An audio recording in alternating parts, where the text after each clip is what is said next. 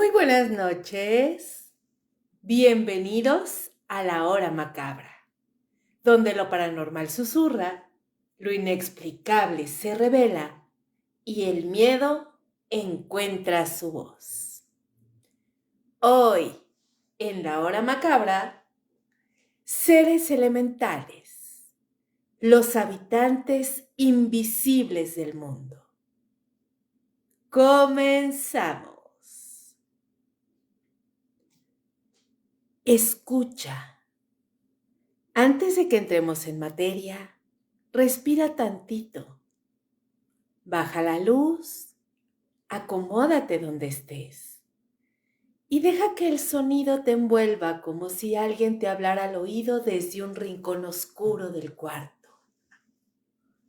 Porque esta noche, en este espacio donde las sombras cuentan historias y los silencios parecen observar, vamos a entrar a un territorio que lleva inquietando a la humanidad desde que descubrimos que el fuego no solo calienta, también revela lo que se esconde detrás de la oscuridad.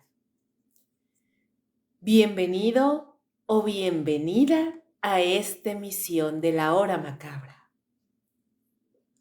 Y hoy sí, prepárate, porque vamos a hablar de algo que está muy por encima de los sustos comunes, de los fantasmas clásicos, de las casas embrujadas que ya conoces.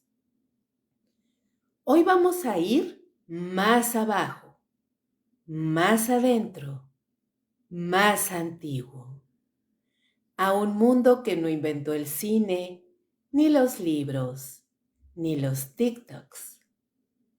Un mundo que estaba aquí mucho antes que nosotros. Hablaremos de seres elementales.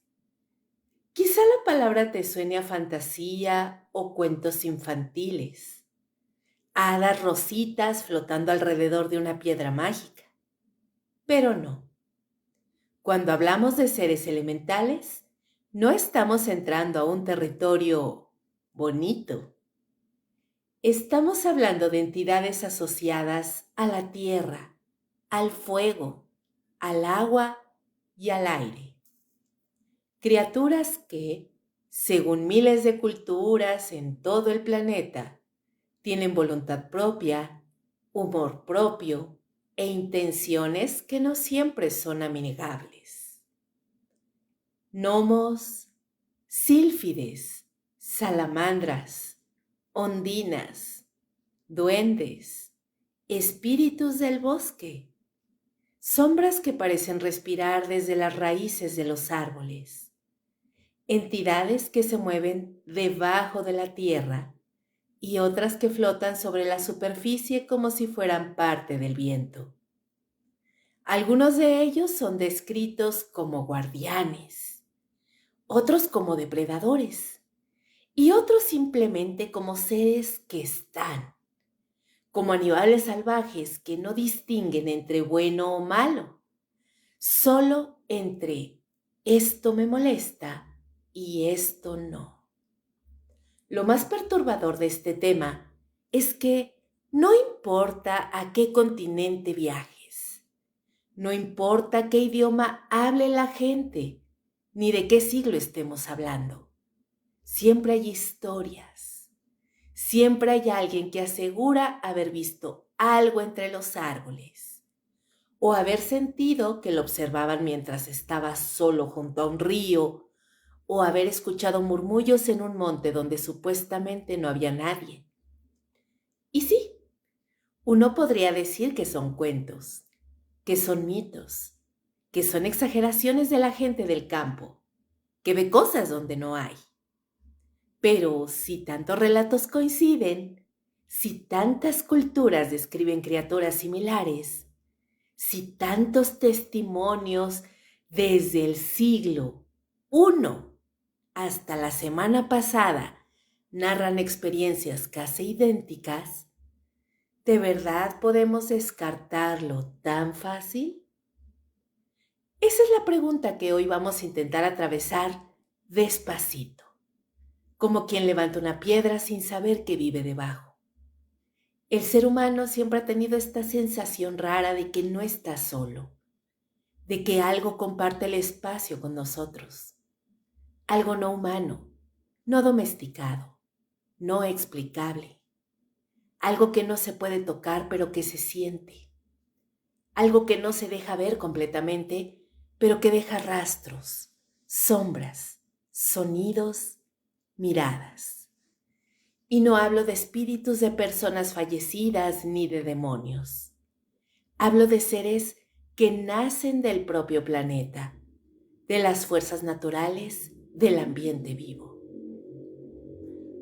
Porque aunque vivamos rodeados de ciudades, semáforos, autos, wifi y pantallas, hay una cosa que no cambia. La naturaleza sigue siendo más vieja que nuestras certezas. Y en muchas regiones rurales, montañosas y boscosas, la gente no tiene dudas. Hay cosas ahí afuera, dicen. Hay cosas que no se pueden nombrar. Los seres elementales aparecen en la historia humana desde los primeros pobladores, en tribus antiguas de América, en Europa medieval, en Asia, en África. Todos hablan de criaturas invisibles que habitaban el mundo junto a nosotros. A veces les ofrecían ofrendas, otras veces los temían, y en muchos lugares, aún hoy, se les respeta. Porque la gente asegura haberlos visto, haberlos escuchado, haber sentido su presencia. No estamos ante un cuento para dormir niños, estamos ante un patrón histórico que se repite. Y lo más inquietante es que conforme avanza el tiempo, la frontera entre mito y realidad se vuelve más borrosa. Tenemos videos, fotografías, grabaciones, reportes de excursionistas y guardabosques y también de mineros. Muchos son falsos, sí, pero no todos. Porque siempre hay ese testimonio que suena distinto, ese que no parece inventado, ese que viene de personas que no tendrían razón para mentir. Y no estamos diciendo aquí que cada piedra que se mueve es un duende o que cada sombra rara es un espíritu del viento. Pero lo que sí podemos admitir, sin miedo, sin prejuicios, es que hay fenómenos en la naturaleza que no hemos explicado, presencias que no encajan con nada conocido y relatos que desafían la lógica. Así que hoy vamos a abrir esa puerta, no para afirmar nada, sino para observar, para escuchar, para tratar de comprender quiénes son, de dónde vienen y por qué tantas personas aseguran haberlos encontrado. En esta emisión vamos a recorrer la historia completa de estas entidades, su origen, sus características, sus comportamientos, los encuentros modernos, las teorías que intentan explicarlos. Y sí, también las conspiraciones que sugieren que algunos gobiernos saben mucho más de lo que dicen. Pero antes de entrar a todo eso, quiero dejarte con esta pregunta. Una sola, simple pero poderosa. ¿Qué tan solos estamos realmente en este mundo? Porque si lo que cuentan es verdad, si estas entidades existen, si comparten el planeta con nosotros sin que nos demos cuenta, entonces quizás no somos los dueños de nada. Quizás siempre hemos sido invitados. O peor aún, intrusos. Quédate conmigo. Lo que viene a continuación puede que cambie la forma en la que ves el bosque, el viento, el agua y hasta la sombra que tienes detrás.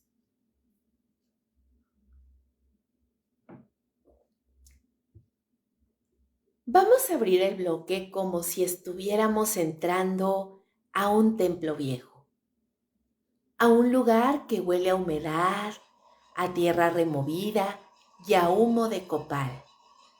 Porque hablar de seres elementales no es algo que nació con los cuentos infantiles, ni tampoco con las caricaturas.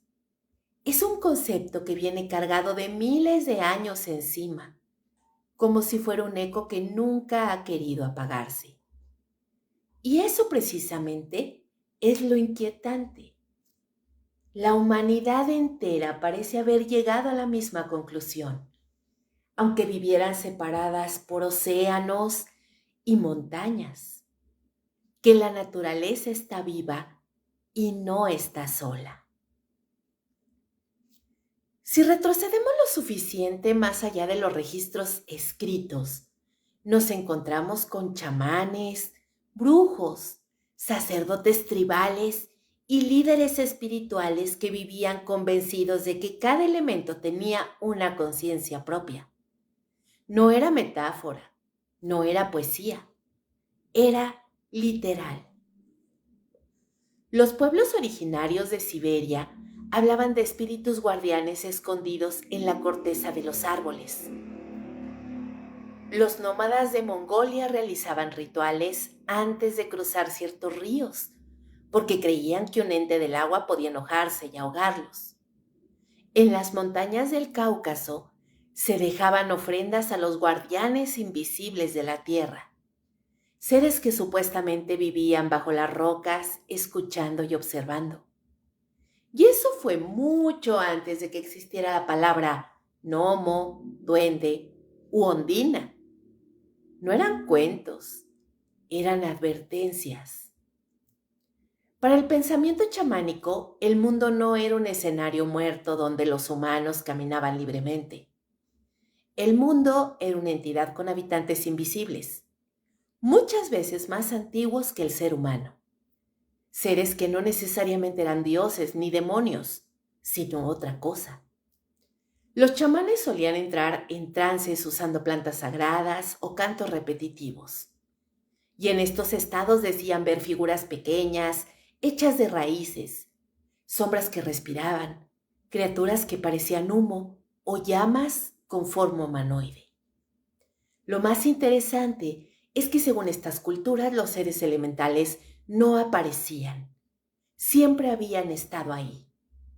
Son parte de la tierra que pisamos, son el viento que se escurre entre los árboles, son el fuego que cruje y parece hablar. Son el agua que se mueve como si tuviera humor propio. El chamán no los invocaba, los descubría. Europa antigua fue una fábrica de historias sobre seres elementales. Pero para entender por qué, primero hay que recordar algo. Casi todo el continente estaba cubierto de bosques densos, oscuros, insondables. Y los bosques eran lugares peligrosos, llenos de sombras y sonidos inexplicables. Así nacieron los seres elementales europeos. Los gnomos, espíritus de tierra, pequeños, serios, protectores de minerales y raíces. Las sílfides, entidades del aire, femeninas, livianas, casi invisibles. Las salamandras, no los animales, sino los seres de fuego, chispeantes, impredecibles. Las ondinas, espíritus del agua, bellas, frías, a veces encantadoras, a veces letales. Lo extraño es esto. Europa los describió como criaturas, pero también como espíritus inteligentes. A veces eran buenos, a veces eran traviesos, y a veces simplemente eran indiferentes al ser humano.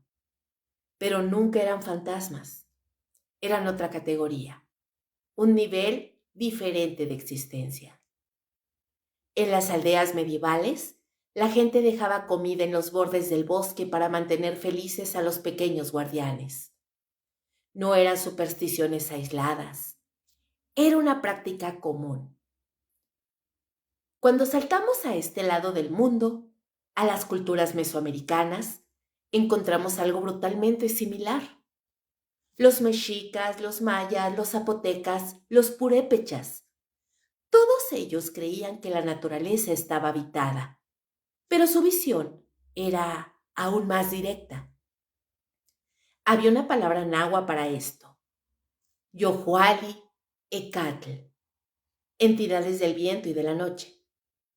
También existían los chaneques, seres pequeños, guardianes de los montes y del agua, traviesos, protectores del entorno. Y los aluches, mayas, que tenían su propio carácter, su propia voluntad y sus propios territorios. La parte inquietante es que las descripciones de estas entidades, pequeñas, humanoides, vinculadas a un elemento natural, coinciden con las del folclore europeo. Pero estas culturas jamás tuvieron contacto entre sí. No hubo intercambio, no hubo influencia, no hubo comunicación. ¿Por qué ambos lados del mundo veían lo mismo? A lo largo de la historia el debate ha sido este. ¿Son espíritus o criaturas? En Europa con el tiempo se tendió a criaturizarlos, asignarles tamaño, hábitos, incluso jerarquías sociales. Pero en tradiciones más antiguas, sobre todo chamánicas y mesoamericanas, los seres elementales no tenían forma fija. Podrían ser un destello, un movimiento extraño del agua, una figura mínima entre los arbustos, una sombra con cierta intención, una voz sin dueño, un suspiro del viento con personalidad. No eran monitos mágicos, eran presencias. Lo que cambia entre culturas es simplemente cómo los interpretan. Este es uno de los fenómenos más perturbadores del tema.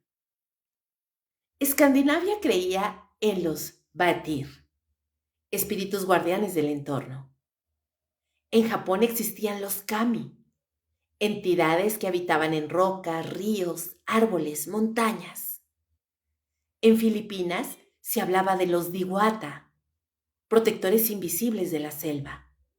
En América del Sur se mencionaba los duendes del monte.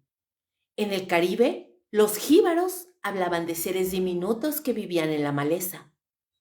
No se conocían entre sí. No compartían idioma, ni religión, ni historia. Pero todos describían lo mismo. Seres ligados a un elemento, inteligencia no humana, territoriales, antiguos, invisibles para la mayoría de las personas y sobre todo, reales dentro de sus relatos comunitarios. Cuando diferentes culturas describen el mismo tipo de entidad, la misma estructura, la misma interacción, uno se pregunta, ¿todos se copiaron mágicamente?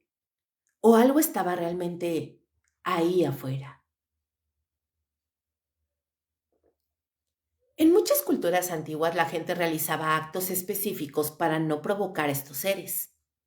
Por ejemplo, no cortar ciertos árboles sin permiso, no silbar de noche en el bosque, no entrar a cuevas sin ofrenda, no cruzar ríos sin dejar algo atrás, no quemar bosques secos sin pedir autorización, no caminar solo en zonas consideradas vivas. Para la mente moderna, esto puede sonar exagerado, pero para las comunidades antiguas era supervivencia. Creían que los seres elementales tenían emociones, que podían molestarse, alegrarse, proteger o castigar. Eran parte del equilibrio, parte de un pacto silencioso.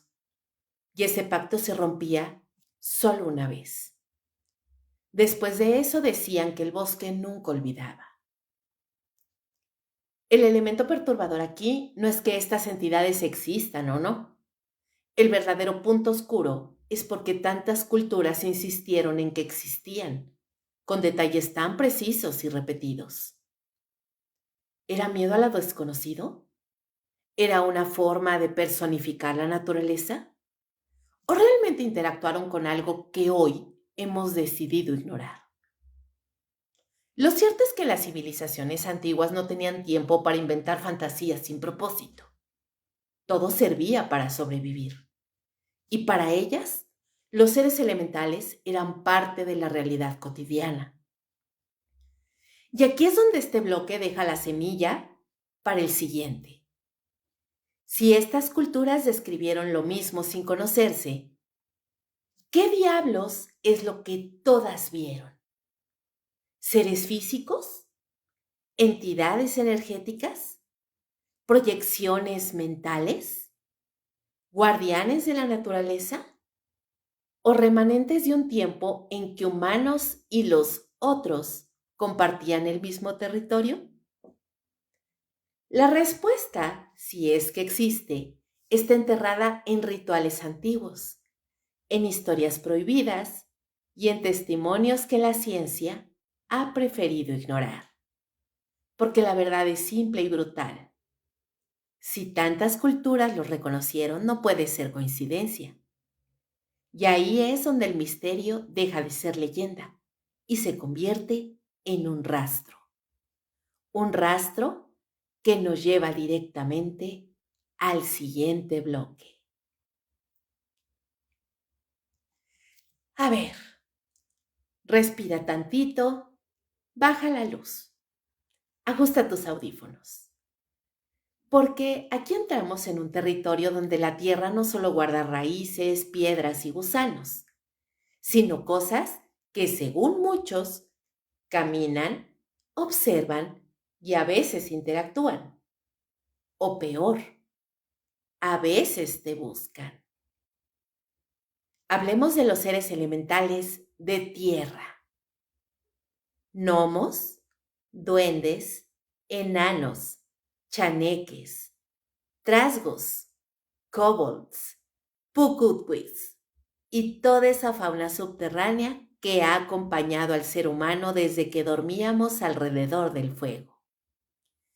Pero aquí no vamos a romantizarlos con sombreritos rojos y sonrisitas.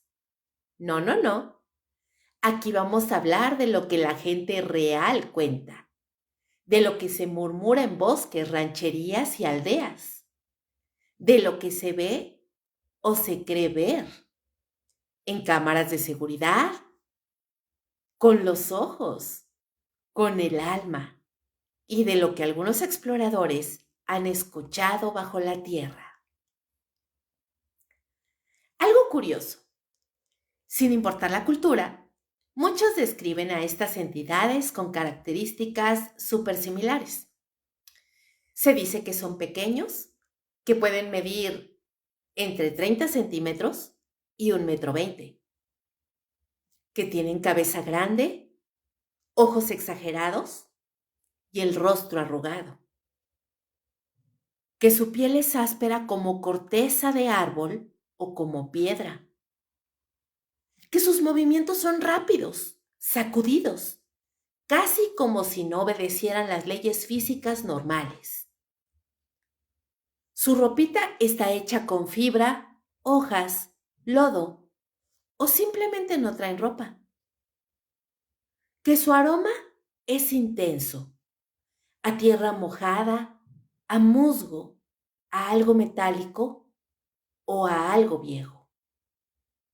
Y siempre, siempre, un silencio raro alrededor de ellos. La gente lo describe así.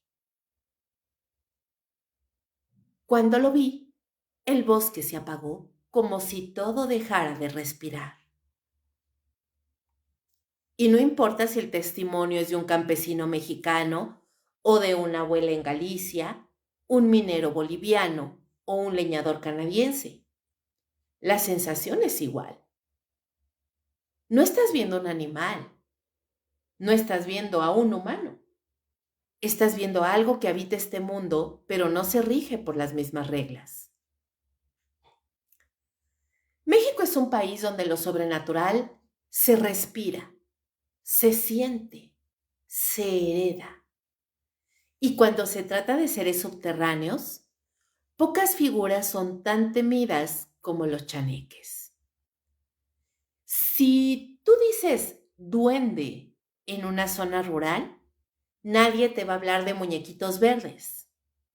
Te van a hablar de niños chiquitos que se aparecen entre los árboles. seres chaparros que guardan tesoros, espíritus que te llaman por tu nombre aunque nunca te hayan visto, y criaturas que se llevan a los niños descuidados. Hay testimonios de comunidades enteras que evitan cruzar ciertos parajes después de las 6 de la tarde, porque ahí viven los chaneques. Y no es superstición barata. Hay relatos de niños que regresan confundidos, con semanas borradas de la memoria, diciendo que estuvieron jugando con los chiquitos del monte. Cuando les preguntan cómo eran esos chiquitos, responden cosas como: parecían niños, pero no eran niños. Sus ojos estaban muy grandes. Se movían como si no tocaran el piso. No hablaban, solo se reían. Esa risa, por cierto, aparece en casi todos los testimonios. Una risa hueca, seca, casi imitada. Muchos europeos modernos crecieron con gnomos de jardín caricaturizados. Pero en el folclore real, especialmente en Irlanda, Escocia, Noruega y zonas alpinas, los gnomos son guardianes de la tierra, sí, pero también entidades que castigan cuando sienten que un humano invade, destruye o roba. Se habla de gnomos capaces de desorientar a un viajero hasta hacerlo caminar en círculos, de provocar accidentes mineros, de robar herramientas, mimetizar sus voces con la de seres humanos conocidos y, en casos extremos, empujar a las personas hacia barrancos o túneles peligrosos. Los mineros medievales les temían profundamente. En algunas regiones de Europa del Este, todavía se colocan ofrendas pequeñas en entradas de bosques para mantener contentos a los seres de la tierra. No es broma. Al día de hoy hay familias que aseguran escuchar golpes en el sótano o en el granero cuando olvidan esas ofrendas.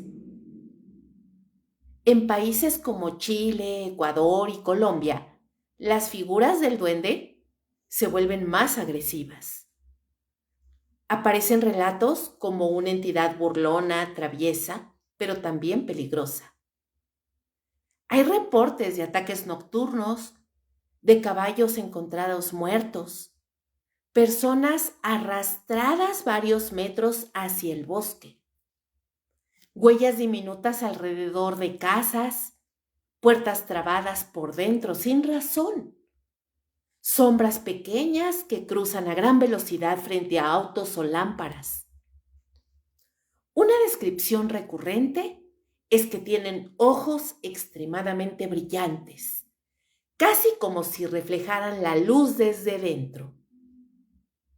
Pero, ¿por qué se les teme?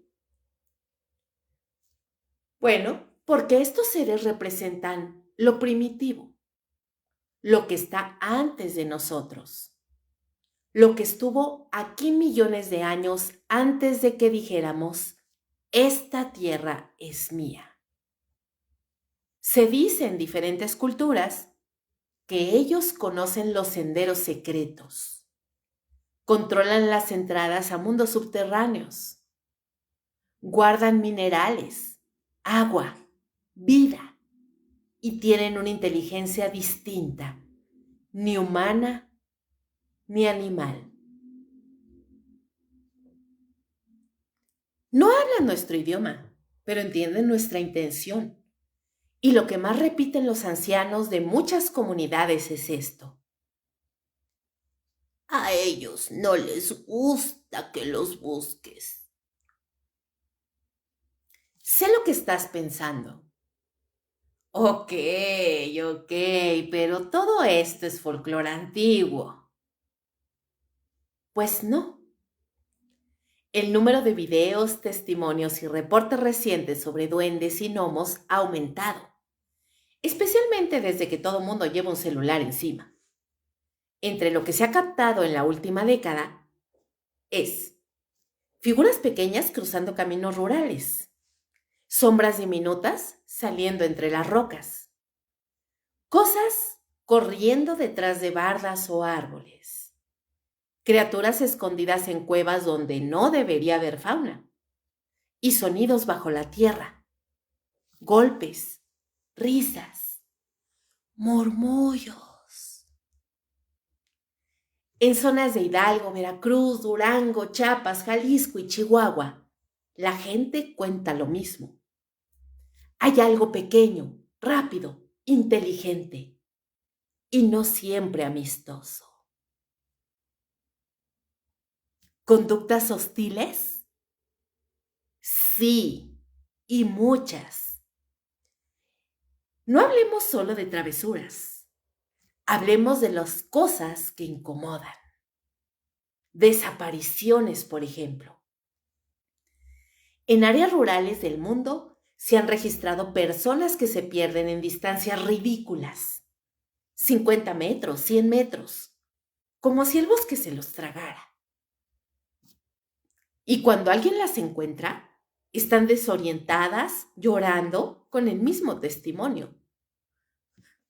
Escuché que alguien me llamaba por mi nombre. Ataques, arañazos, moretones, jalones, marcas profundas en muslos y brazos. Los afectados describen manos pequeñas, frías, rápidas. Objetos robados. Llaves, relojes, anillos, comida, herramientas de trabajo. A veces aparecen días después, en lugares imposibles, como dentro de troncos huecos o debajo de piedras enormes. ¿Manipulación mental? Sí, así como lo oyes. Hay testimonios que hablan de niebla mental, de sentirse llevados, de perder noción del tiempo, de escuchar voces que no vienen de ningún lado. Y ahora vamos a entrar en el terreno prohibido. Existen investigadores, geólogos independientes, exploradores subterráneos y hasta expropietarios de minas abandonadas que hablan de una red de túneles que no hicieron los humanos. Túneles demasiado estrechos, demasiado curvos, con paredes lisas, en zonas donde no hay fauna que cabe de esa forma y conectados entre sí por kilómetros. Hay reportes de exploradores que han escuchado pasos pequeños en la oscuridad. Otros aseguran haber visto ojos brillantes en túneles donde no hay electricidad. Y algunos, los menos, dicen haber visto sombras bajas que se escabullen. ¿Están habitados? ¿Quién los hizo? ¿Para qué los usan? No hay respuestas, solo un patrón.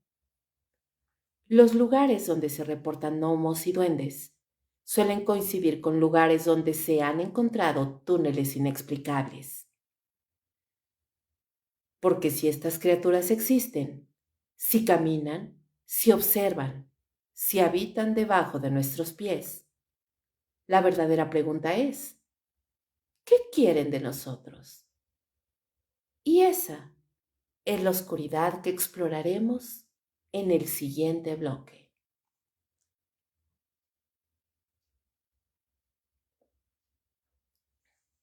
Y a ver, antes de meternos a esta parte, déjame decirte algo que no muchos procesan.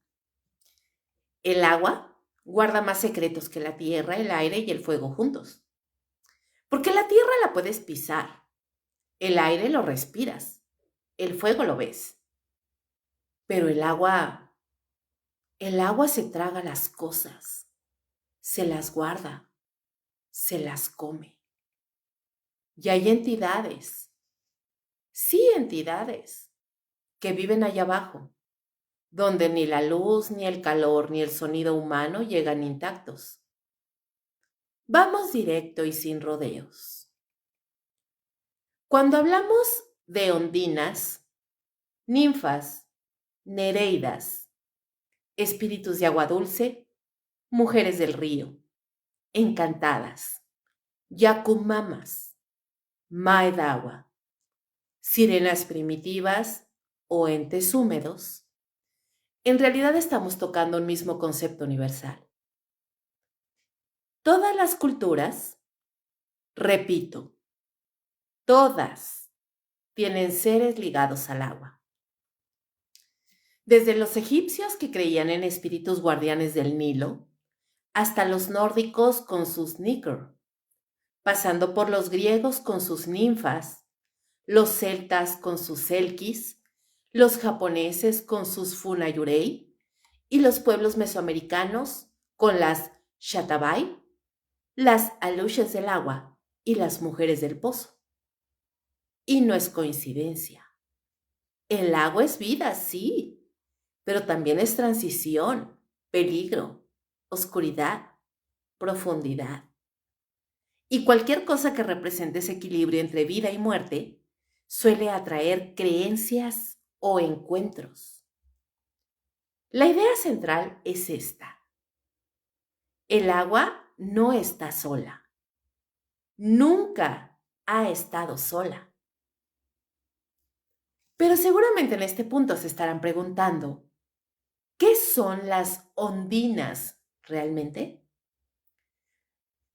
Bueno, en la tradición europea, las ondinas son seres femeninos asociados al agua dulce. No sirenas.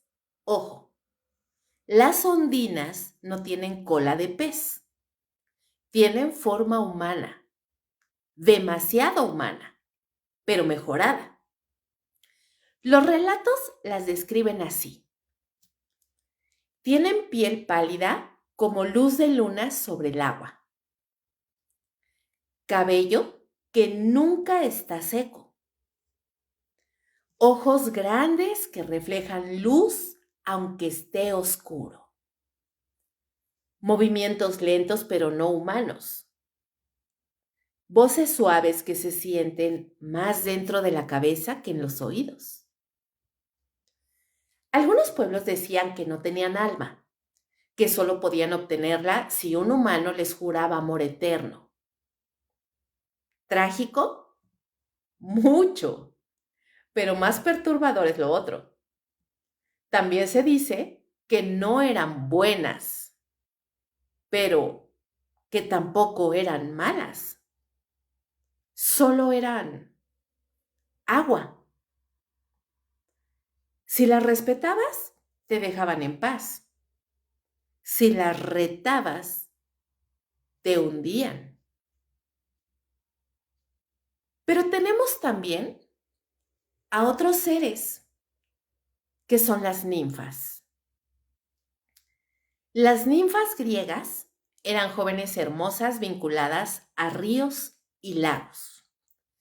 Pero Hollywood las volvió demasiado dulces. La versión original era más compleja. Las ninfas se dice que podían enamorarse obsesivamente. Podían enfurecerse por invasión.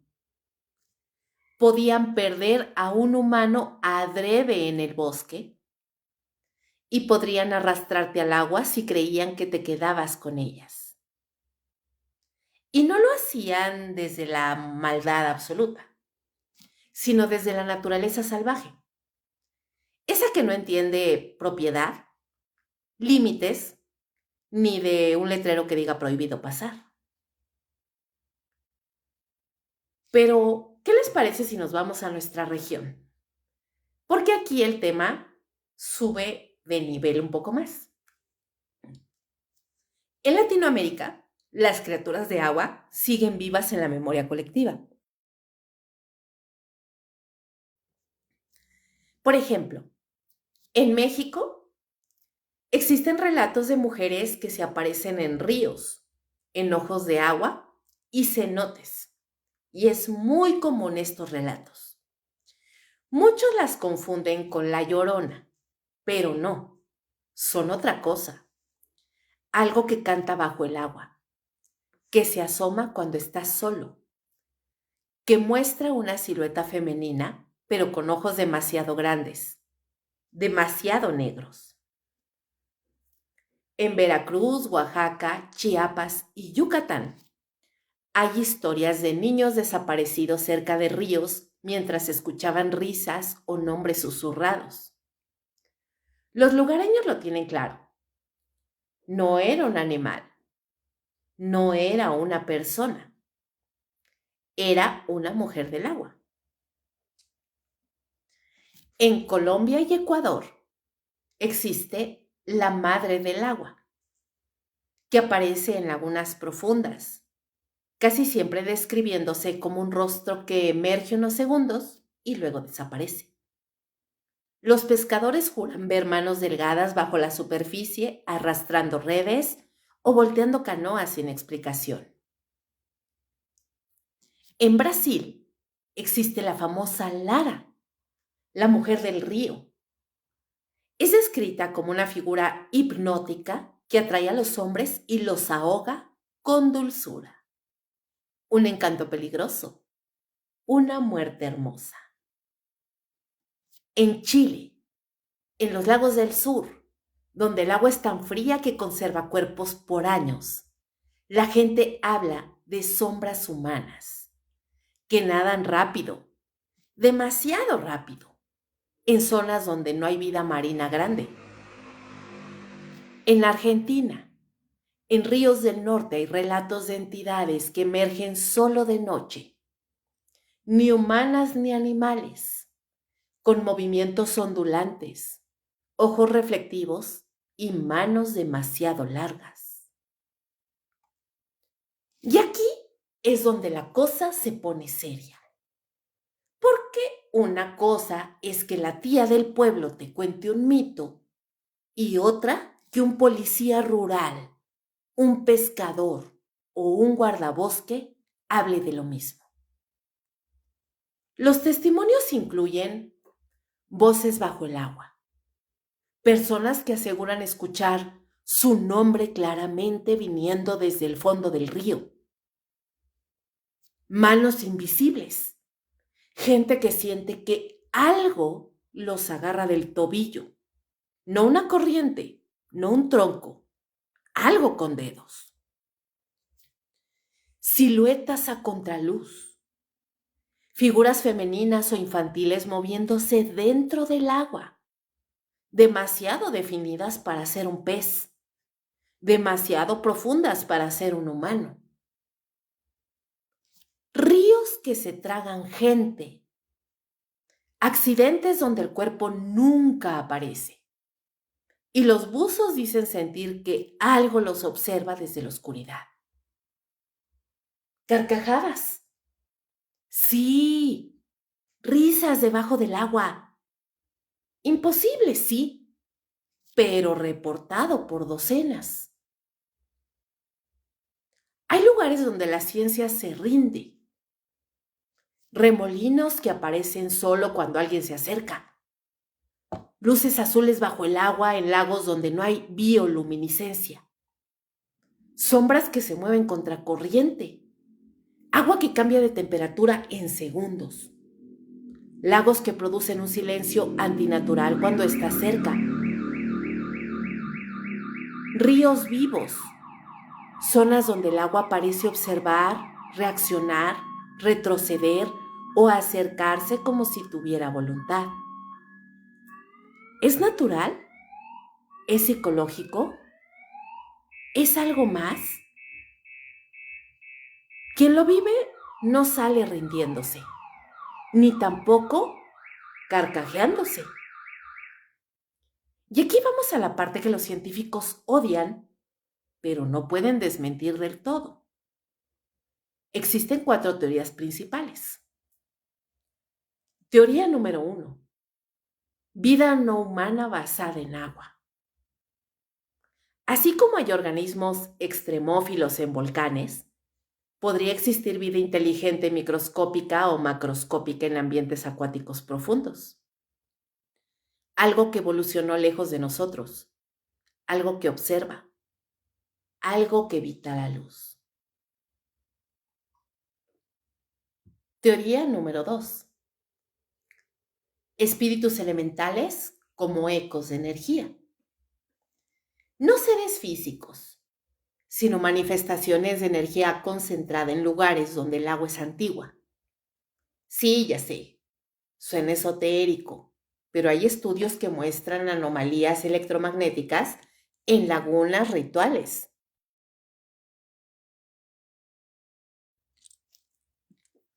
Teoría número 3.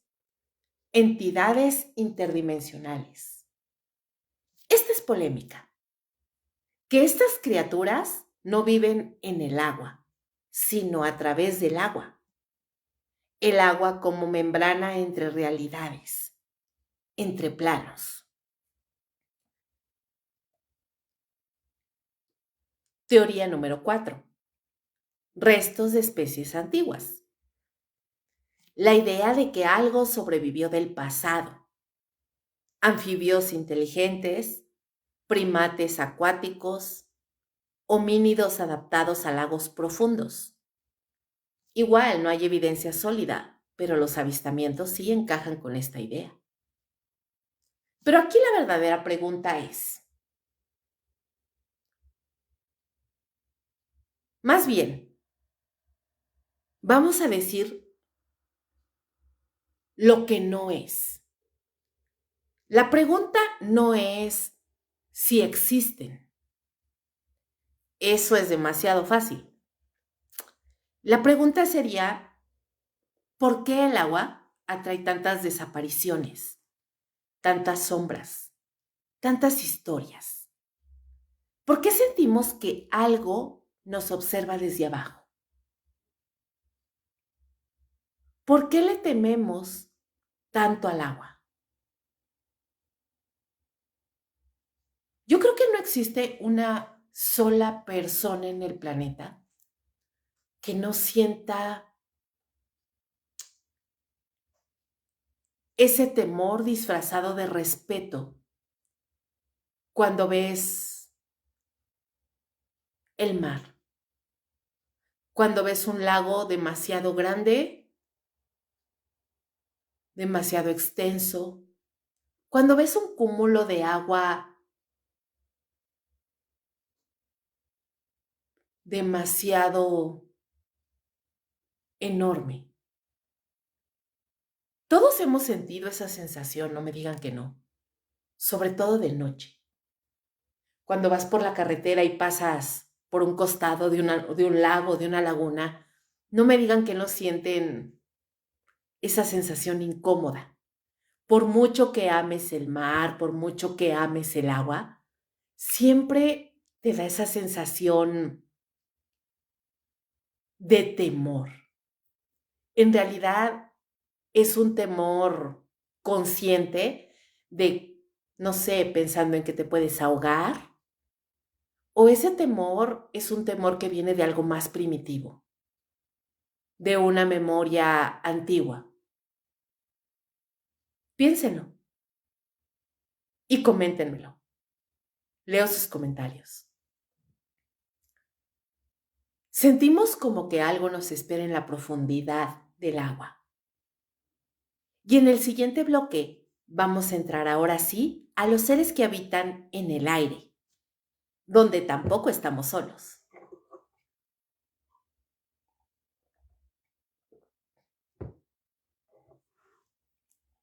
Hay lugares donde el aire no solo se mueve, respira, donde el viento no es una corriente natural, sino un organismo silencioso que se arrastra entre árboles, rocas y alturas, tomando forma solo cuando decide mostrarse. A lo largo de distintas culturas, estos seres han recibido nombres que van desde lo poético hasta lo temible. Sílfides, espíritus del viento, murmullos vivientes, entidades transparentes, guardianes del aire. Todas las leyendas coinciden en algo. El aire nunca está vacío. La idea de que el viento posee conciencia humana es antigua. Los griegos hablaban de las sílfides, seres invisibles que influían en el destino de los viajeros. Los pueblos andinos mencionaban a los guairas, fuerzas del aire capaces de llevarse partes del alma si alguien caminaba sin permiso por ciertas montañas. En Japón, el Kaseno Kami era descrito como un espíritu elegante pero volátil, capaz de susurrar advertencias o infundir locura. La coincidencia global resulta inquietante. Culturas separadas por océanos sostienen que el viento habla, observa y a veces decide intervenir. Pero más perturbador aún es que con el paso del tiempo, estos relatos no han desaparecido, solo cambiaron de envoltorio. Hoy se cuentan como anécdotas de viajeros, experiencias en montañas remotas o fenómenos explicados científicamente por la falta de oxígeno, la presión atmosférica o el sonido del viento golpeando objetos. Sin embargo, quienes han vivido estos encuentros repiten el mismo patrón. No fue el viento, fue alguien usando el viento para comunicarse. Las montañas son quizás los lugares donde estos seres se manifiestan con mayor claridad. No por capricho, sino por condiciones naturales que favorecen su existencia. En las montañas, el aire es delgado, las temperaturas extremas, corrientes rápidas, zonas donde la densidad energética se reduce hasta casi desaparecer. Muchos alpinistas han descrito experiencias que se repiten con una precisión escalofriante. Uno de ellos, un guía de los Andes peruanos, relató que mientras ascendía a una zona cerca de precipicios, escuchó una voz femenina muy suave, casi amorosa, diciéndole que se detuviera, que no diera ese paso. Él juró que no había nadie cerca. Sus compañeros estaban a más de 100 metros. Ignoró la advertencia y un trozo de hielo se desprendió justo frente a él, donde habría pisado. No fue mi mente, dijo con absoluta seriedad. La voz no sonó dentro, sonó en el aire, como si el viento estuviera formando palabras. Historias similares aparecen en el Himalaya. Varios sherpas hablan de los Aer-Iul, literalmente habitantes del aire, seres que viven entre corrientes ascendentes y que solo se hacen presentes cuando un intruso está a punto de morir. Un montañista británico aseguró haber escuchado su nombre al viento 3 veces seguidas, sin eco, sin cambios en la corriente, sin posible explicación. Algo me llamaba. No era humano, pero sabía perfectamente cómo pronunciar mi nombre. Los científicos etiquetan estas experiencias como alucinaciones, hipoxia inducidas.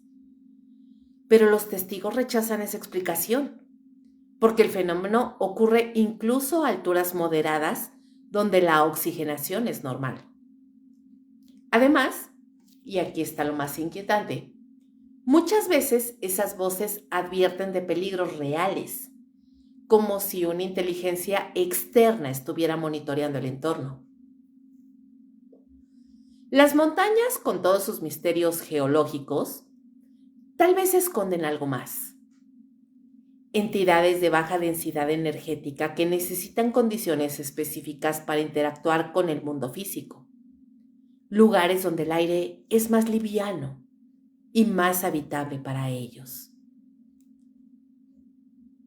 Mientras las montañas permiten escuchar a estos seres, las tormentas permiten verlos.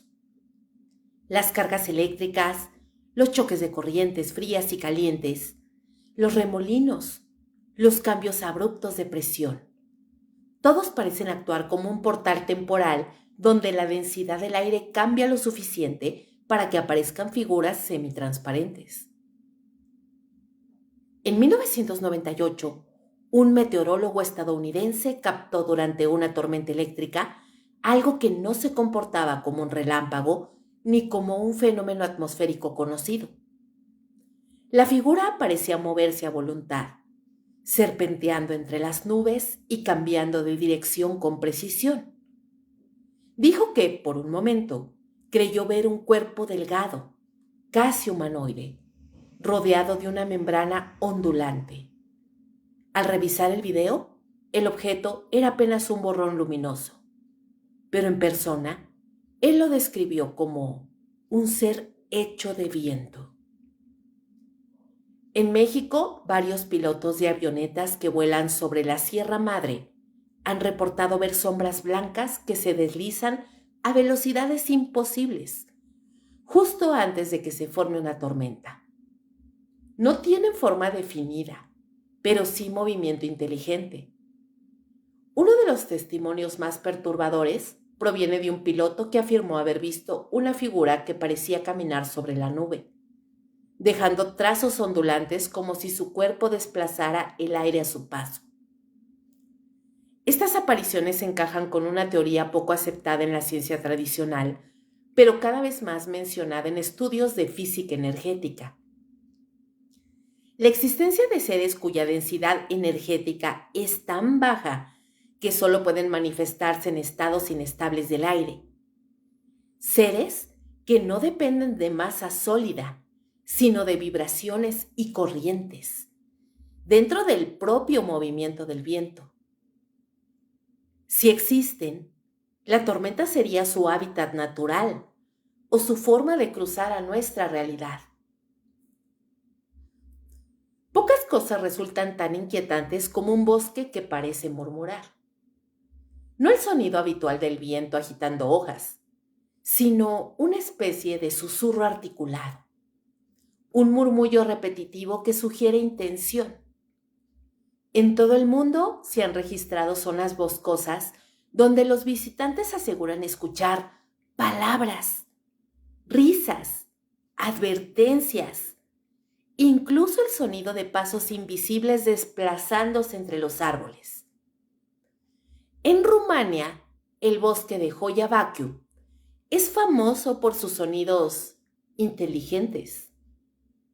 Investigadores han grabado corrientes de aire que parecen modularse en patrones rítmicos similares a frases en un idioma desconocido. Otros han reportado que cuando caminan, sienten una presencia que se desplaza a su lado, alterando el flujo del viento como si alguien respirara justo detrás de ellos. En Canadá, un guardabosques relató una experiencia imposible. Mientras patrullaba una zona deshabitada, el viento parecía responderle. Cuando hablaba en voz alta, una corriente leve rodeaba sus piernas, aumentando cuando se detenía y reduciéndose cuando seguía caminando. Era como si el bosque estuviera exhalando sobre mí, afirmó. La idea es perturbadora. Seres del aire que no hablan, pero pueden exhalar, rodearte, estudiar tu temperatura corporal, tu ritmo al caminar. Entidades que viven entre corrientes mínimas y se manifiestan en bosques porque las hojas amplifican su presencia. Cada vibración, cada movimiento de una rama podría ser parte de su lenguaje. Ahora, existe una teoría de los seres de baja densidad energética. Y esta teoría plantea que las entidades del aire no están hechas de materia, sino de cargas energéticas ínfimas capaces de mantener cohesión sin necesitar un cuerpo físico. Se comportan como una especie de microvórtices inteligentes que se alimentan de la energía cinética del viento, el calor corporal humano o incluso de la electricidad atmosférica. Imagina un organismo que no necesita masa para existir, que no está limitado por huesos, músculos, piel o gravedad. Un ser cuyo cuerpo es el propio entorno, que puede expandirse o contraerse según su voluntad. Su densidad sería tan baja para nosotros que casi sería invisible, pero podría tener conciencia, memoria, incluso emociones, aunque muy distintas a las humanas. Según esta teoría, estos seres se manifiestan de 3 maneras. Primero, alteración del viento. Movimientos que parecen responder a estímulos humanos. Segundo, susurros articulados. Vibraciones que imitan el habla. Tercero, apariciones en tormentas. Formas semitransparentes generadas por energía eléctrica. Lo que más inquieta a los teóricos es que estas entidades parecen ser curiosas, no agresivas, pero sí atentas. Observan a los humanos, se acercan a quienes están solos, interactúan con quienes se sienten vulnerables, como si nuestra presencia alterara su entorno y ellos simplemente quisieran entendernos. Los relatos más directos provienen de personas que han estado solas en zonas altas, como por ejemplo cumbres, acantilados, montes remotos, donde el silencio absoluto convierte cualquier sonido en un evento anormal. Un senderista español relató haber escuchado una voz masculina diciendo: "No sigas". Se dio la vuelta pensando que era otro excursionista, pero no había nadie. La voz volvió a sonar, esta vez más cerca, como si el aire estuviera formando palabras justo a su oído. No entendió cómo, pero huyó sin mirar atrás. En Japón, una mujer que subía al monte Tateyama declaró haber escuchado su propio nombre repetido suavemente, como un eco que no reaccionaba al viento, sino a su respiración. Me llamaba como si me conociera, como si hubiera estado conmigo desde antes. En México, en el Nevado de Toluca, un grupo de caminantes aseguró haber escuchado risas infantiles durante una ráfaga de viento que no provenía de ningún niño. Uno de ellos dijo que la risa parecía rodearlo, cambiando de ubicación con una precisión imposible. Estos testimonios coinciden en algo esencial. El viento no suena así, no articula, no repite nombres, no sincroniza sus modulaciones con la respiración humana, a menos que algo lo esté usando como medio de comunicación. Quizá la idea más perturbadora no es que existan seres del viento, sino que han estado ahí siempre, observándonos, aprendiendo nuestro lenguaje, nuestras decisiones, nuestros miedos. Seres tan ligeros que nuestra vista jamás los atraparía. Entidades que se mueven entre susurros, que respiran en los huecos entre una ráfaga y otra. Y tal vez lo han hecho y lo han dicho desde siempre, pero nunca quisimos escucharlo. El aire también está poblado. Ignorarlo no lo hace menos real. Si el aire es un susurro inteligente que observa desde la distancia, el fuego es su contrario absoluto. Un depredador luminoso, directo, capaz de consumirlo todo para existir. Pero detrás de la combustión, el calor y la luz, múltiples culturas sostienen que hay algo más. Criaturas que habitan dentro del fuego, que se manifiestan a través de él, o que se alimentan de la energía que genera. Seres que no solo arden, sino que piensan. A través de la historia, estas entidades fueron llamadas salamandras, espíritus ígneos, demonios de brasas, guardianes ardientes, devoradores de calor. Todas las civilizaciones, desde Europa hasta Mesoamérica, coinciden en una idea inquietante. El fuego no es solo una reacción química, es un cuerpo que respira, que crece y que según ciertas tradiciones puede sentir curiosidad, hambre o ira.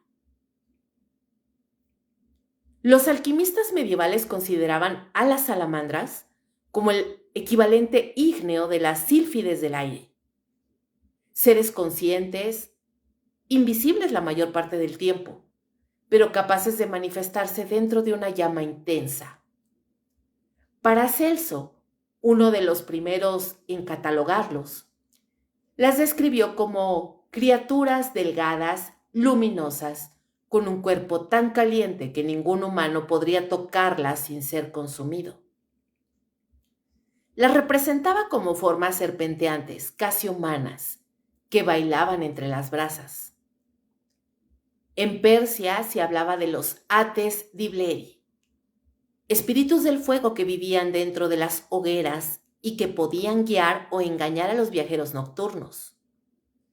Se decía que si uno veía una chispa formar una figura humanoide, debía retirarse de inmediato. Eso no era fuego común, era un ser consciente observando. En la mitología nórdica, los El-Jotnar eran gigantes de fuego nacidos en los volcanes, seres que no necesitaban carne ni sangre, sino el calor que emanaba de la propia tierra.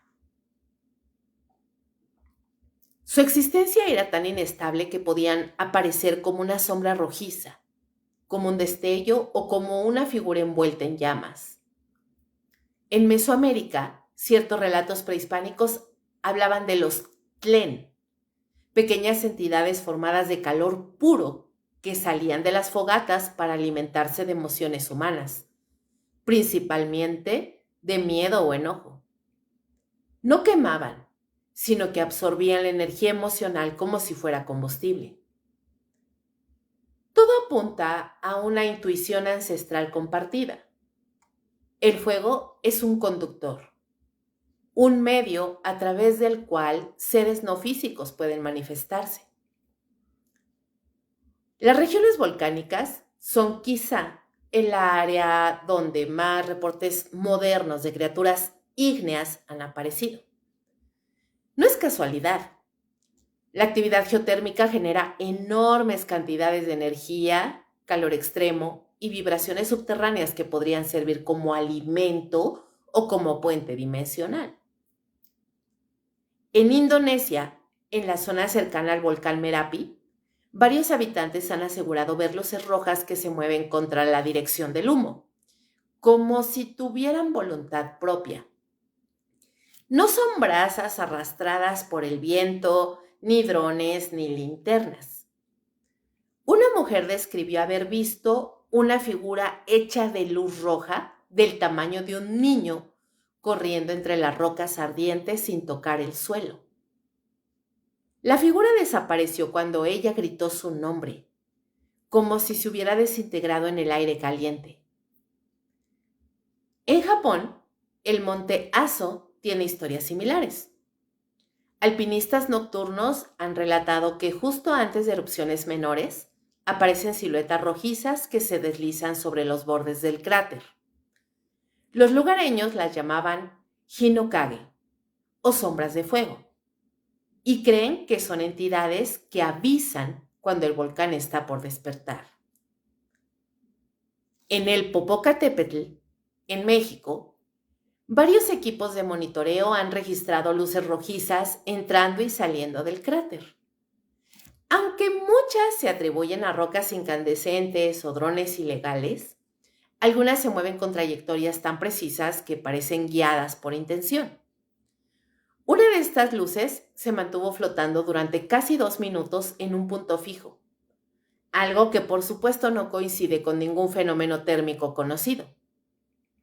En el volcán Paricutín, en Michoacán, campesinos han reportado ver figuras pequeñas y brillantes correr entre fumarolas, como si el viento mismo estuviera vivo y cambiando de forma.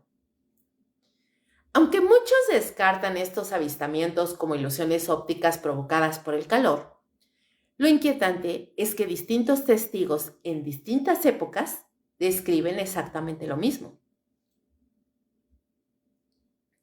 A lo largo de décadas se han documentado incendios forestales que se originan sin causa aparente. Yo creo que todo mundo hemos escuchado eso. Ni rayos, ni cristales amplificando luz solar, ni chispas humanas. Nada. Simplemente un incendio espontáneo. Solo un punto de calor que aparece de la nada y se expande. En varios de estos casos, personas que se encontraban cerca aseguraron haber visto pequeñas luces rojas moviéndose entre los árboles justo antes de que el fuego comenzara. En Oregón, un bombero retirado afirmó haber visto algo del tamaño de un gato hecho de fuego líquido que saltaba entre los troncos sin quemarlos como si flotara. Pensó que era una ilusión, hasta que segundos después el bosque comenzó a arder. En España, en el bosque de Ordesa, senderistas han documentado luces rojas que se desplazan en línea recta, deteniéndose de manera abrupta, como si estuvieran examinando el entorno.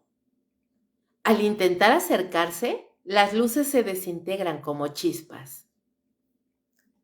En México, en la zona boscosa de Durango, varios habitantes han hablado de figuras rojas que aparecen solo por segundos. Un anciano describió una pequeña salamandra hecha de fuego, que cruzó el camino frente a él.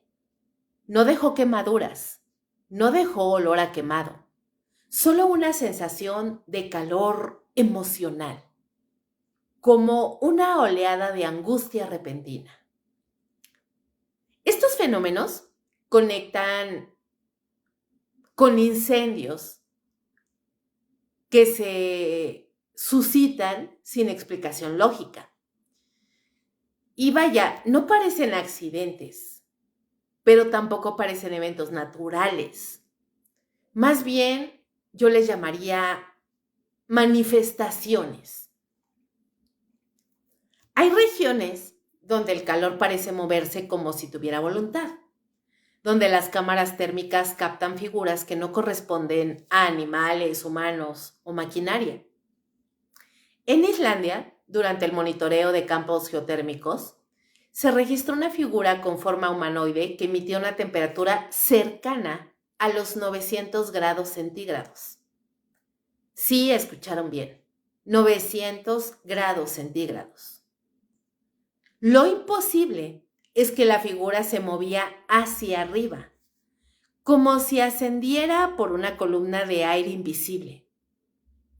Un geólogo afirmó haber visto la figura desplazarse entre dos corrientes de vapor y luego desaparecer. Por otro lado, en Italia, cerca del volcán Vesubio, cámaras de seguridad captaron un rastro de calor que caminaba, entre comillas, por un camino empedrado sin consumir nada a su paso. El rastro tenía forma serpenteante, como una columna estrecha que latía con intensidad. Estos fenómenos sugieren algo que la ciencia aún no se atreve a admitir. El calor puede tener patrones de comportamiento propios cuando hay una entidad que lo manipula. Entre investigadores no convencionales, una teoría ha ganado relevancia. La existencia de seres no físicos que para sobrevivir necesitan consumir energía en forma de calor, luz o incluso emociones humanas intensas. Estas entidades serían no biológicas, no materiales, dependientes de energía para mantener cohesión, capaces de manifestarse como fuego o dentro del fuego. Se alimentan de dos cosas: energía orgánica, como el calor corporal, el calor geotérmico, la combustión. Serían atraídas por lugares con temperaturas elevadas, como volcanes, incendios, fogatas. El fuego no es su cuerpo, sino su medio, como peces que nadan en agua incandescente. En esta visión, una fogata no solo calienta, alimenta. Estos seres podrían absorber calor sin consumir materia física. Por eso no siempre dejan rastro de quemaduras, solo una sensación de pérdida de energía en humanos cercanos, con síntomas como mareos, cansancio extremo o deshidratación repentina.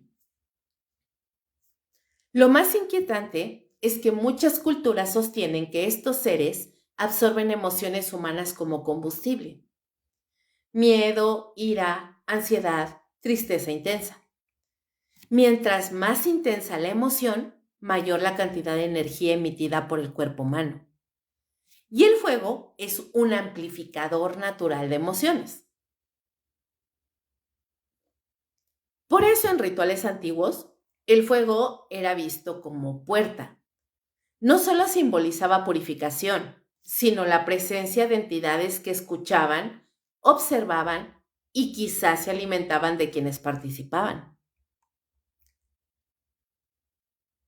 Pero, ¿estos seres elementales son criaturas o fenómenos? La ciencia contemporánea no reconoce a estas entidades, pero tampoco ha logrado explicar completamente los incendios espontáneos, ni las luces rojas móviles, ni las figuras térmicas humanoides, ni el calor con patrones de movimiento, y mucho menos refutar los testimonios idénticos en diferentes culturas. Los relatos son tan numerosos y tan coherentes entre sí que la respuesta más aterradora no es descartar estos fenómenos, sino considerarlos como parte de un ecosistema desconocido. Un ecosistema donde existen seres que no poseen carne, huesos ni órganos, sino energía. Seres que no se ven, pero se sienten. Quizás el fuego nunca fue solo una herramienta. Quizás esas chispas que saltan por encima de la madera son ojos observando. Quizás el calor que sentimos en el rostro cuando nos acercamos a una fogata es una forma de respiración. Quizás esas luces rojas que recorren bosques antes de incendios no son advertencias, sino entidades alimentándose antes de manifestarse. Si existen seres hechos de aire, ¿por qué no habría seres hechos de fuego? Tal vez el fuego siempre fue algo más: una puerta, un cuerpo, una presencia. Y ahora, cada vez que una llama se inclina hacia ti sin viento alguno, tal vez pienses que no sea casualidad. Tal vez te esté mirando. Si los seres elementales fueran solo metáforas, cuentos bonitos para explicar lo inexplicable, la historia tendría huecos, pero no los tiene. Lo que tiene son casos, testimonios, actas locales, expedientes rurales, reportes oficiales que, aunque no usan la palabra elemental, describen exactamente lo que uno esperaría cuando un humano se encuentra con algo que no pertenece del todo a este mundo. Aquí no estamos hablando de seres bondadosos ni duendecitos simpáticos.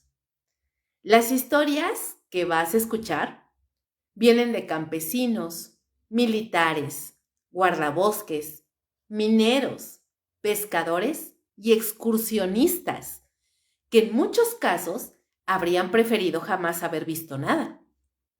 Gente que no gana nada inventando, que ni siquiera sabía que existían palabras para describir lo que les pasó. En este momento vamos a meternos en ese territorio, el de los encuentros reales. Algunos quedaron en bitácoras locales, otros en rumores que nunca se apagaron, y unos pocos se registraron en documentos oficiales, sin que el gobierno se atreviera a llamarlos por su nombre. Y este es el testimonio número 1. El caso del guardabosques que vio ojos dentro del río. Esto sucedió en Argentina en 1998. En la Patagonia, donde el bosque tiene más sombra que luz, un guardabosques llamado Rivas presentó un informe que aún guarda el Parque Nacional bajo el sello de evento incierto. Su declaración detalla que haciendo su ronda nocturna, escuchó un sonido de agua agitada. Pensó que sería un ciervo cruzando el río, pero cuando iluminó con la linterna, lo que vio no era un animal, ni una persona, ni un tronco flotando. Eran 2 ojos, sumergidos, profundamente brillantes, observándolo desde abajo de la corriente. No parpadeaban, no retrocedían, solo miraban. Rivas dice que sintió un tirón interno, como si algo dentro de su estómago se hubiera apretado. No pudo moverse. El agua se onduló hacia adelante como si una masa enorme estuviera avanzando bajo la superficie. Y entonces la luz de la linterna parpadeó y se apagó por completo. Escuché una respiración, declaró, pero era como una respiración acuática, como burbujas que se forman pero ordenadas, casi intencionales. Cuando logró caminar de regreso a la caseta, vomitó 3 veces. Nunca volvió a trabajar de noche. Su reporte sigue guardando cierto halo de misterio, porque está etiquetado como presencia anómala dentro del cauce.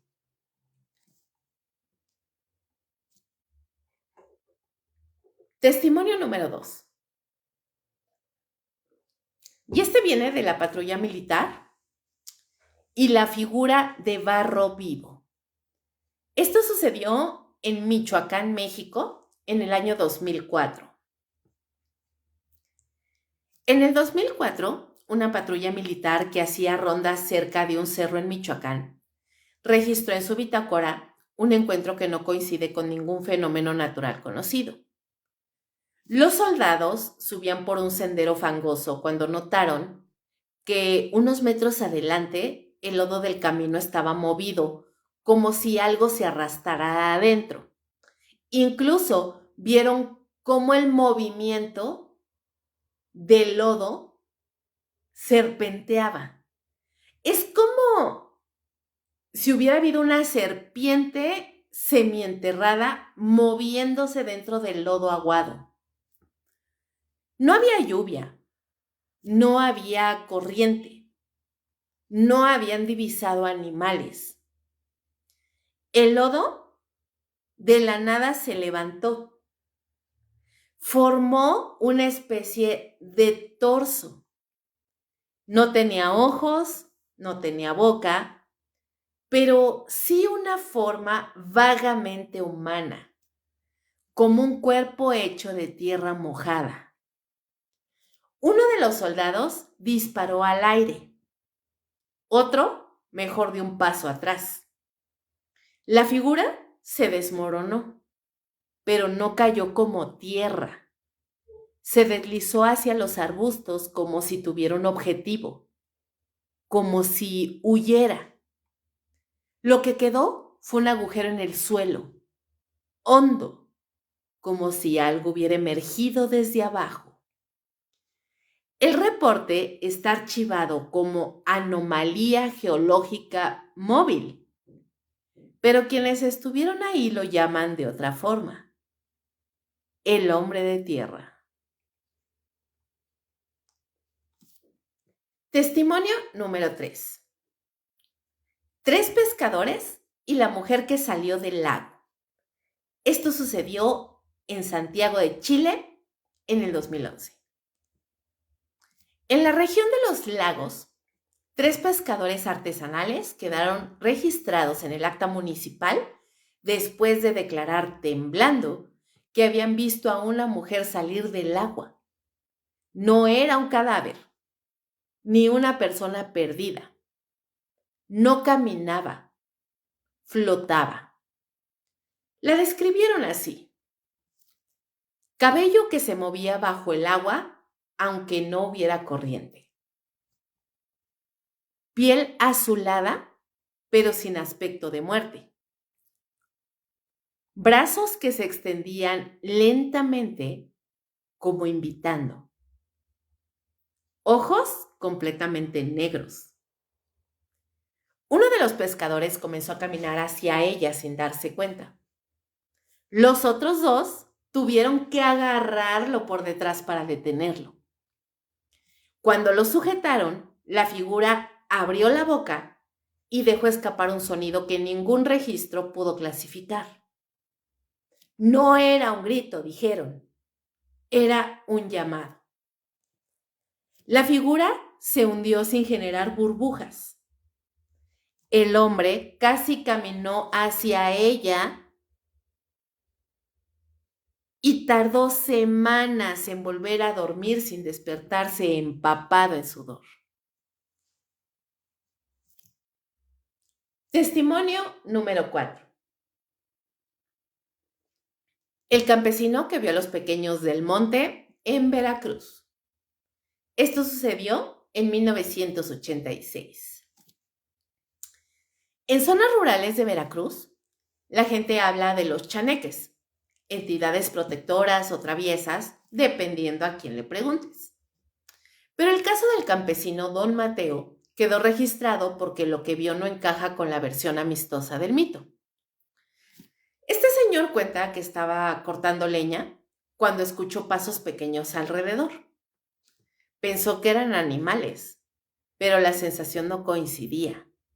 Eran pasos demasiado coordinados, demasiado humanos. Cuando giró, vio al primero, un ser pequeño de no más de 1 metro, con piel oscura como corteza húmeda y ojitos amarillos. Luego vio al segundo y al tercero. Lo rodearon. No hablaban, no sonreían, no se movían como niños traviesos, sino como un grupo que evalúa a un intruso. Uno de ellos se acercó tanto que Mateo pudo ver la textura de su piel. Él menciona que su piel parecía hecha de raíces entrelazadas. Dice que cerró los ojos y rezó. Cuando los abrió, estos seres ya no estaban, pero la leña que había cortado estaba acomodada en forma circular, como si quisieran dejarle un mensaje, como tratando de decirle que sabían que él estaba ahí. Testimonio número 5. Los excursionistas y la silueta de humo negro. Esto sucedió en Colorado, Estados Unidos, en el año de 1993. Un grupo de excursionistas subía por una montaña conocida por sus vientos fuertes. Uno de ellos grababa video casero cuando el aire comenzó a girar de manera anormal. El viento no soplaba, más bien giraba alrededor de ellos.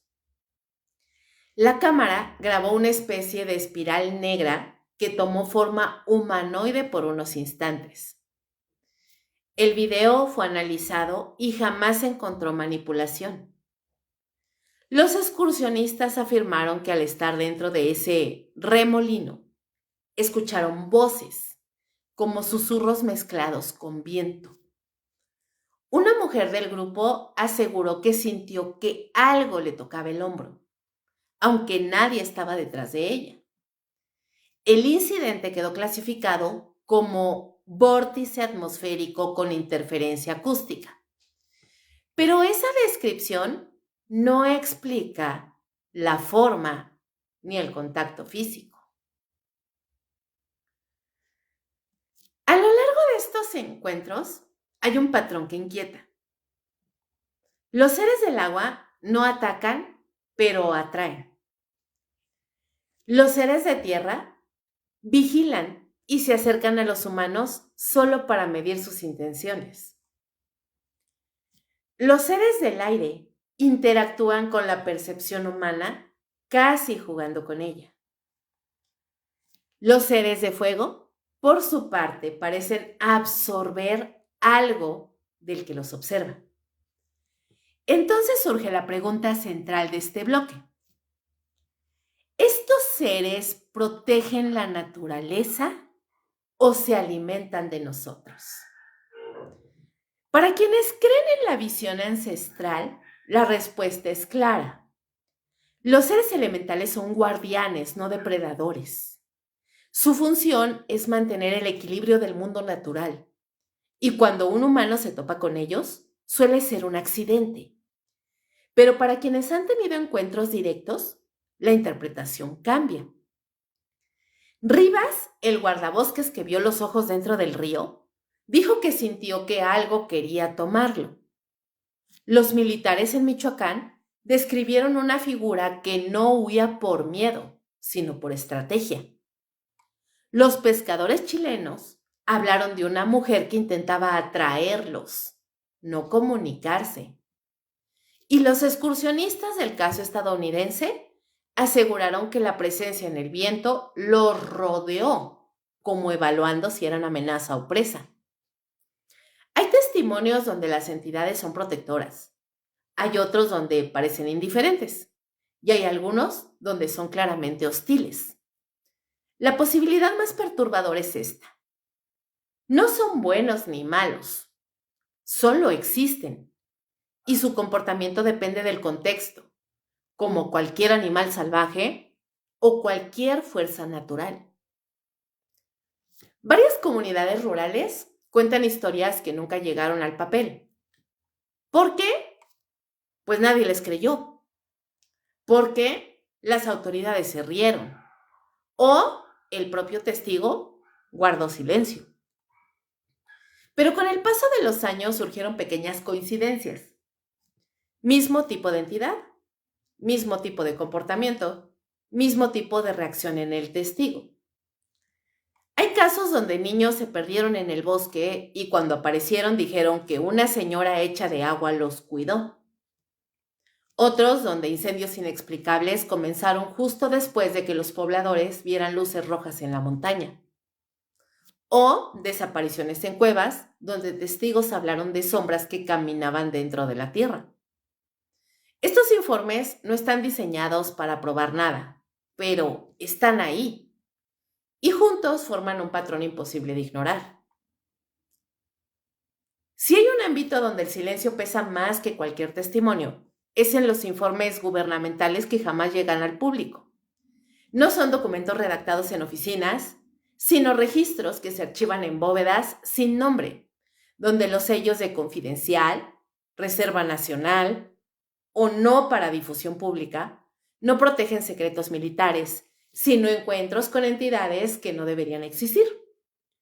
Porque, aunque suene absurdo, la evidencia apunta a que los gobiernos, o al menos los que realmente mueven los hilos, saben mucho más sobre los seres elementales de lo que admiten. Este bloque es la grieta, el espacio donde lo que siempre se ha susurrado se convierte en un patrón, en sospecha constante.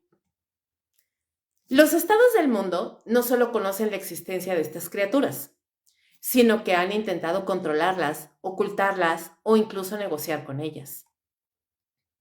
A mediados del siglo XX comenzaron a aparecer fragmentos de documentos filtrados, informes sin firma, reportes incompletos y fotocopias desgastadas que parecían hablar de manera muy indirecta de fenómenos atribuidos a entidades no humanas asociadas al medio ambiente. No las llamaban elementales, usaban acrónimos más fríos, como menos románticos. Por ejemplo, les ponían HPI, que significa Hostile Parabiological Interference. O también les ponían las siglas SUAN, Subject at No Atmospheric Natural. O también les decían Beta Terra, que es Biological Entities, Terrestrial Residual. Es evidente que quien redactó estos reportes quería evitar términos folclóricos, pero lo inquietante es el nivel de detalle con que describen comportamientos idénticos a los atribuidos por culturas ancestrales, a sílfides, salamandras, gnomos, ondinas y otras entidades. Por ejemplo, un documento de 1962 atribuido a un programa militar europeo desaparecido menciona actividades subterráneas no explicables en zonas boscosas donde se intentaba instalar infraestructura eléctrica. El reporte señala interferencia persistente, daños repetidos a maquinaria sin causa mecánica y desaparición de personal civil.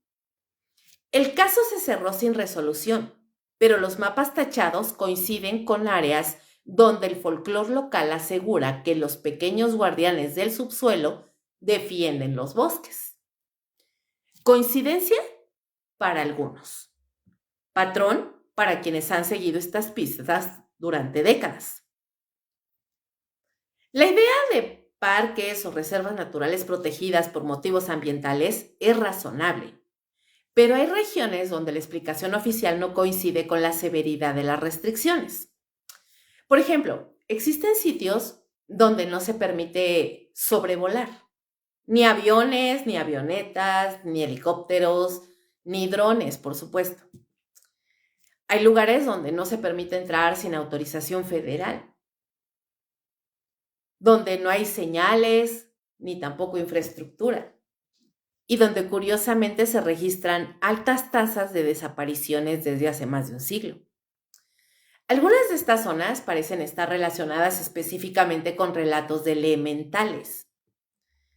Las regiones de México, donde se habla de los guardianes, que como ya les comenté son criaturas pequeñas, agresivas, capaces de arrastrar animales o incluso personas, coinciden con áreas donde el gobierno mantiene prohibiciones estrictas para proyectos de minería, túneles o carreteras. Oficialmente se dice que es porque tienen riesgo geológico. Extraoficialmente parece un pacto tácito para no perturbar el territorio de los habitantes no humanos. Lagos en los Andes, en Europa del Este y en la Sierra Mexicana también han sido declaradas zonas restringidas por riesgo ambiental. Pero los reportes internos hablan de fenómenos. Luces que emergen del agua, sonidos que no corresponden a actividad tectónica y desapariciones recurrentes de pescadores que nunca dejan rastro. Mitológicamente, estos lugares coinciden con zonas atribuidas a ondinas o entes del agua profunda. Algunas montañas sagradas alrededor del mundo, desde México hasta Nepal, también tienen áreas que incluso los cuerpos de rescate evitarían si pudieran. Las excusas varían. Vientos peligrosos, riesgos de tormentas, inestabilidad del terreno. Sin embargo, los reportes internos registran manifestaciones aéreas no clasificadas, a veces descritas como corrientes de aire con comportamiento direccional inteligente. El folclore los conoce desde siempre. Los militares las clasificaron en silencio. Pero, ¿por qué tanto secreto? La razón no es el miedo a lo sobrenatural, sino más bien al caos social. Los gobiernos saben algo que las culturas ancestrales intuían. Estas entidades no son mitos, sino formas de vida que coexisten con nosotros desde antes de la historia humana. Y esto representa un problema enorme, Primero, aceptar su existencia implicaría reescribir la biología, la espiritualidad y una parte crucial de la historia. Segundo, demostraría que los seres humanos no son los únicos propietarios del planeta. Número 3. Provocaría conflictos religiosos, políticos y científicos de escala inimaginable. Número 4. Revelaría que hay territorios del mundo que nunca hemos controlado. Por eso no hay comunicados oficiales, ni conferencias de prensa, ni reportes públicos, porque la idea de criaturas invisibles, algunas hostiles, con potestad sobre tierra, agua, aire o fuego, rompería cualquier ilusión de dominio humano. Los gobiernos no ocultan la verdad por maldad, la ocultan por supervivencia del orden social. Ahora, uno de los temas más inquietantes es la posible relación entre estos seres y las desapariciones misteriosas en bosques, montañas y parques nacionales. Cada país tiene expedientes llenos de casos donde no hay rastros, no hay cuerpos, no hay huellas, ni evidencia de ataque humano o animal. Por ejemplo, los patrones incluyen ropa doblada cuidadosamente, zapatos encontrados a kilómetros de distancia, testigos que escuchan voces antes de que alguien desaparezca, equipos electrónicos inutilizados sin causa física, cadáveres hallados en zonas inaccesibles sin señales de violencia humana. Se me viene inmediatamente a la cabeza el caso de los Montes Apalaches. No sé si a ustedes se les vino a la mente lo mismo. Hay unidades especiales que investigan estos casos, pero lo hacen con discreción absoluta. No porque teman a un criminal, sino porque el enemigo no es humano y a admitirlo, pues sería demasiado. No todas las desapariciones están relacionadas con estos seres, obviamente.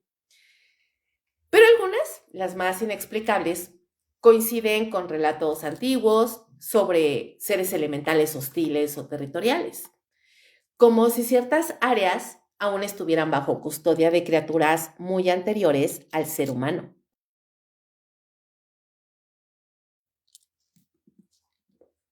Pero, ¿y si no son seres naturales, sino interdimensionales?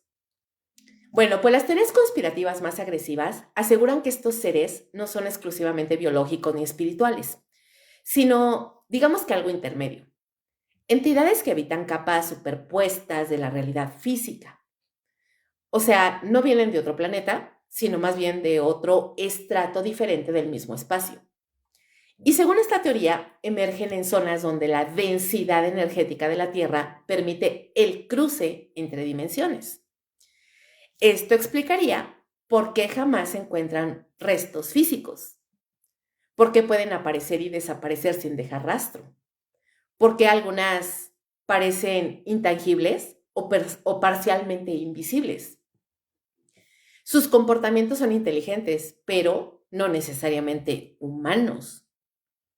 La teoría interdimensional no es oficial, pero informes filtrados mencionan desfases energéticos, fluctuaciones de densidad ambiental y anomalías energéticas en regiones donde se han reportado avistamientos. Para quienes creen en estas teorías, los elementos o los elementales no son meros espíritus de la naturaleza. Son habitantes de una capa de la realidad a la que normalmente nosotros no tenemos acceso. Algunos exmilitares y guardabosques retirados han insinuado, sin pruebas directas obviamente, pero con patrones extrañamente consistentes, que hay dos tipos de aproximaciones gubernamentales hacia estos seres. La primera sería la contención, que es la estrategia más común que parece aislar regiones donde se sabe que estas entidades se manifiestan. No atacarlas, no exterminarlas, no investigarlas, solo mantenerlas separadas del público. La razón oficial sería proteger a la población. La razón real sería que estas entidades responden con hostilidad si sienten su territorio amenazado. Ahora, también lo que hacen o lo que dicen estos exmilitares que se hace es una observación silenciosa. Hay rumores de operaciones especiales destinadas a monitorear fenómenos elementales, no para entenderlos en profundidad, sino para asegurarse de que no se vuelvan un riesgo. Equipos desplegados solo por periodos extremadamente cortos, con instrucciones estrictas de no interactuar, no perseguir y no acercarse más de lo necesario.